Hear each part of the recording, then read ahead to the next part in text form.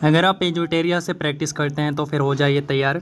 आपके सामने देख रहे होंगे कि ये एजुटेरिया का 5000 प्लस ऑब्जेक्टिव क्वेश्चन वाले, यानी इसमें सारे के सारे सब्जेक्ट आपको मिलेंगे, वो भी टॉपिक वाइज, और एनसीईआरटी से इसको जो है उठाया गया है। ओवरऑल इससे समझे तो आप जो है बिहार का कोई भी एग्ज़ाम हो और फिर ओवरऑल आप सेंट्रल जॉब के लिए तैयारी कर रहे हैं तो आप अपनी प्रैक्टिस आपकी कितनी अच्छी है उसके लिए आप इसको चेक कर सकते हैं।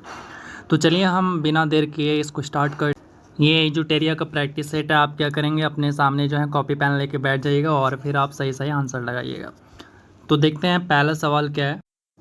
पहला सवाल आपके सामने है कि भारत के साथ व्यापार करने का चार्टर महारानी एलिजाबेथ द्वारा कब दिया गया था।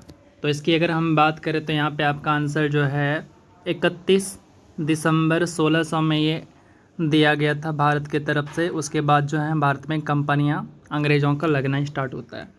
उसके बाद है भारतीय राष्ट्रीय आंदोलन के प्रारंभ से ही उग्र राष्ट्रवादियों का भी वर्ग था, निम्नलिखित में से कौन शामिल नहीं था। तो उसकी अगर बात करें तो यहाँ पे कौन शामिल नहीं था, तो बाल गंगाधर तिलक शामिल थे, लाला लाजपत राय, विपिन चंद्र पाल ये शामिल थे। इसमें कि आप लाल बाल पाल का भी नाम सुने होंगे, बट ये गोविंद रानाडे शामिल तो थे पर उग्र राष्ट्रवादी में शामिल नहीं था। ये एक तरह से नरम दल का कह सकते हैं, जो कि महात्मा गांधी के साथ थे। आगे देखें तो 1916 में कांग्रेस और मुस्लिम लीग के बीच लखनऊ समझौता हुआ। उसके कौन से परिणाम बाद में घातक सिद्ध हुए।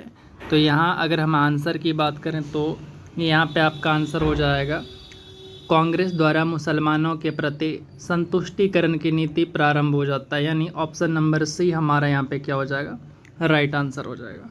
आगे देखते हैं व्यक्तिगत सत्याग्रह किस गवर्नर जनरल के काल में हुआ था। तो ये जो हुआ था लिनलिथगो के काल में हुआ था, जो कि 1940 के आसपास, जो आपका अगस्त यानी भारत छोड़ो आंदोलन के आसपास भी यही गवर्नर रहा था, तो उस टाइम ये चीज़ हुआ था। आगे देखते हैं क्वेश्चन नंबर 5, भारतीय राष्ट्रीय कांग्रेस की पूर्ववर्ती संस्थाओं में सबसे पहली और प्रमुख संस्था कौन सी थी। इसकी अगर बात करें तो ये हो जाएगा आपका ब्रिटिश इंडिया एसोसिएशन, ठीक है, यानी ऑप्शन नंबर यहाँ पे सी आपका राइट हो जाएगा। आगे छठा नंबर कह रहा है कि साइमन कमीशन की सिफारिश के संदर्भ में निम्नलिखित में से कौन सा एक कथन सही है। तो यहाँ पे सही कथन की बात करें तो यहाँ पे आपका जो सही कथन होने वाला है वो होने वाला है, इसने केंद्र में द्विसदन विधायिका का उन्मूलन का सुझाव दिया था। किसने, तो साइमन कमीशन ने, ठीक है। चलिए आगे चलते हैं। अगला सवाल है आपके सामने में, Dadabhai Naoroji British House of Commons के लिए चुने जाने वाले पहले भारतीय थे। उन्होंने किस पार्टी के टिकट पर चुनाव जीता था, यानी किस पार्टी से उन्होंने चुनाव जीता था। तो अगर उस टाइम की हम बात करें तो वो पार्टी था लिबरल पार्टी। कौन सा पार्टी था, लिबरल पार्टी था। भारत पर हुनों का प्रथम आक्रमण किस शासक के समय में हुआ था। तो 8 का अगर बात करें तो यहाँ पे हो जाएगा हुनों का आक्रमण जो हुआ था वो स्कंदगुप्त के समय होता है, आपका यहाँ पे राइट आंसर हो जाएगा। अगला देखिए, अगला है कि ऐहोल अभिलेख किस शासक से संबंधित है। ऐहोल अभिलेख की अगर हम बात करें तो ये हो जाएगा आपका पुलकेशिन द्वितीय। ऐहोल अभिलेख किससे संबंधित है, तो ये है आपका पुलकेशिन द्वितीय से संबंधित हो जाता है, जो कि ऑप्शन नंबर सी है। सत्यमेव जयते किस उपनिषद में संग्रहित है। तो सत्यमेव जयते जो संग्रहित हैं वो आपका है मुंडकोपनिषद में, यानी ऑप्शन नंबर डी, ठीक है। और ये सब काफ़ी कॉमन सवाल हैं जो कि आपके एग्ज़ाम में देखने को मिलता है आपको कहीं ना कहीं। 11 नंबर है कि महावस्तु महात्मा बुद्ध का जीवन वृत्तांत है, यानी इनकी जीवनी है, इनका कहानी है, इसका संबंध किस शाखा से है। तो इसकी अगर बात करें तो ये आपका महायान से संबंधित हो जाता है। आपको पता है कि जो बौद्ध धर्म है वो 2 पार्ट में है, महायान और, यानी मान ली 2 पार्ट, महायान और हीनयान। आगे है कि अकबर द्वारा बनाए गए उपासना भवन का क्या नाम था। तो इसकी अगर बात करें तो यहाँ पे हो जाएगा आपका, उसको बोलते थे इबादत खाना बोलते थे। क्या बोलते थे, इबादत खाना बोलते थे। अगला है सुप्रसिद्ध संगीतकार तानसेन और बैजू बावरा किसके शासनकाल में विख्यात थे। तो बैजू बावरा और तानसेन जो थे ये अकबर के दरबार में थे, ठीक है। उसके बाद है न्यू कैसल पोर्ट, जो दुनिया का सबसे बड़ा कोयला निर्यात बंदरगाह है, यह किस देश में है? तो ये जो है आपका ऑस्ट्रेलिया के अंदर पाया जाता है। कौन सा बंदरगाह? तो न्यू कैसल पोर्ट, ठीक है। आगे देखिए, देशांतर रेखाओं के संबंध में कौन सही है? तो हमें ये बताना है। तो अगर यहाँ पे हम आंसर की बात करें तो यहाँ पे जो आपका आंसर हो जाएगा, देशांतर के मध्य सर्वाधिक दूरी विषुवत रेखा पर होती है, यानी विषुवत रेखा पर देशांतर के मध्य में सबसे अधिक दूरी पाई जाती है, ठीक है। अगला देखते हैं, अगला है 16 नंबर।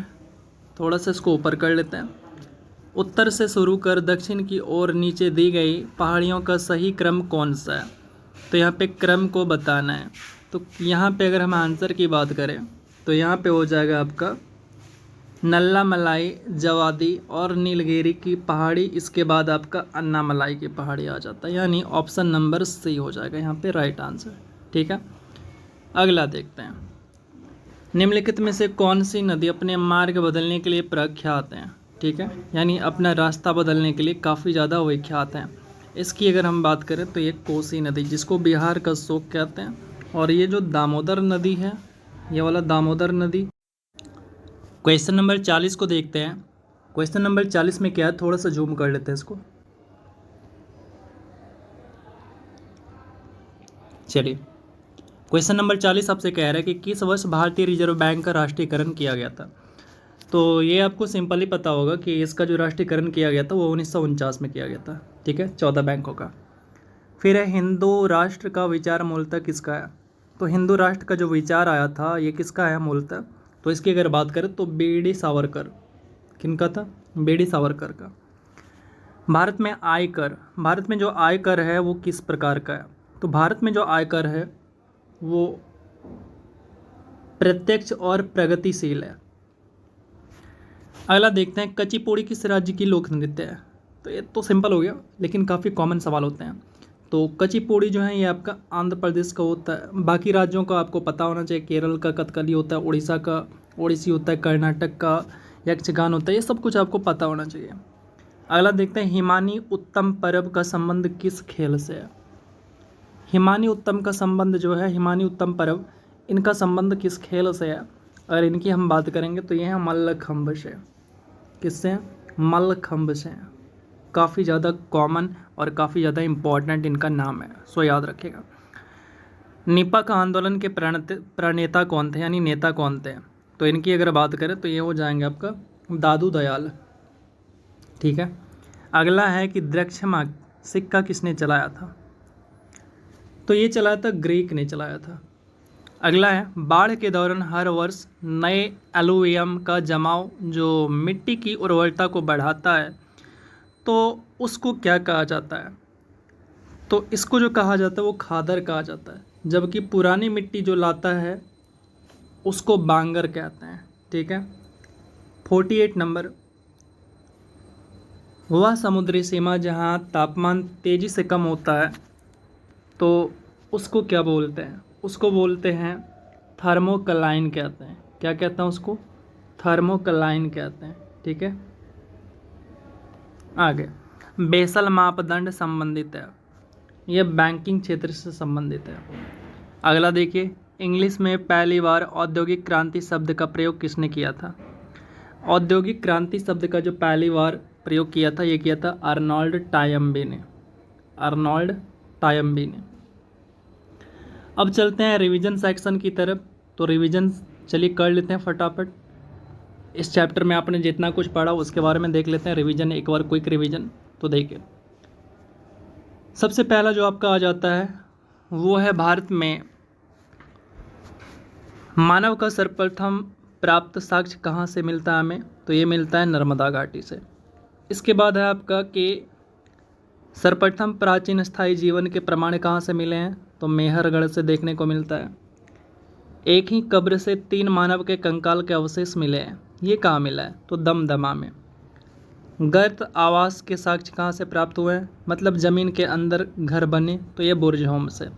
साथ ही साथ मानव के साथ कुत्ते को दफनाने का साक्ष्य कहाँ से मिला, तो ये भी बुर्जहोम से। तो ये है कहाँ बुर्जहोम, तो ये आपका जम्मू कश्मीर के अंदर है।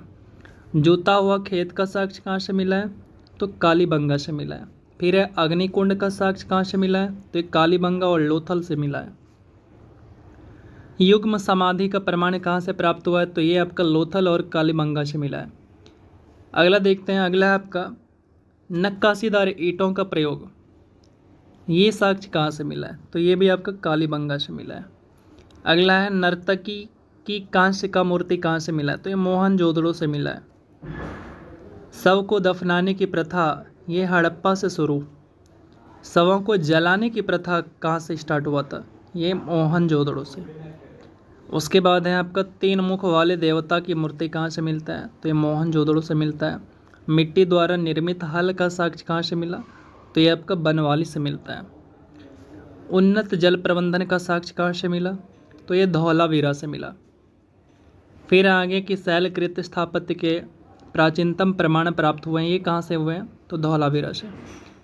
वैसा हड़प्पाकालीन स्थल जो 3 भागों में बटा हुआ था, तो ये था धौलावीरा।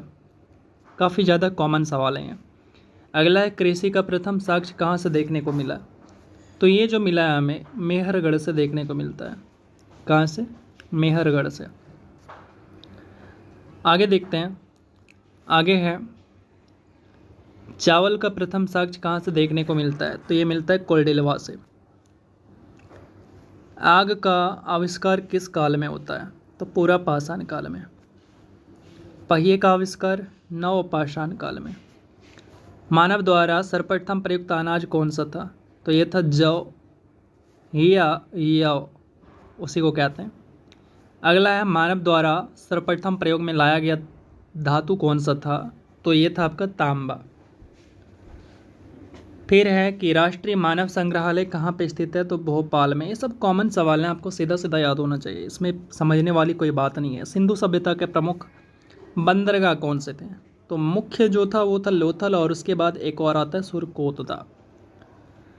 फिर आपका हड़प्पा एवं मोहनजोदड़ो को संयुक्त या जुड़वा राजधानी कहा जाता है, तो ये किसने कहा था, तो ये पिगट ने कहा था। किसने कहा था, पिगट ने कहा था। तो उम्मीद करते हैं ये सब कुछ आपने रिवीजन कर लिया होगा। तो चलिए हम मिलेंगे फिर अगले वीडियो में, तब तक के लिए ख्याल रखिएगा।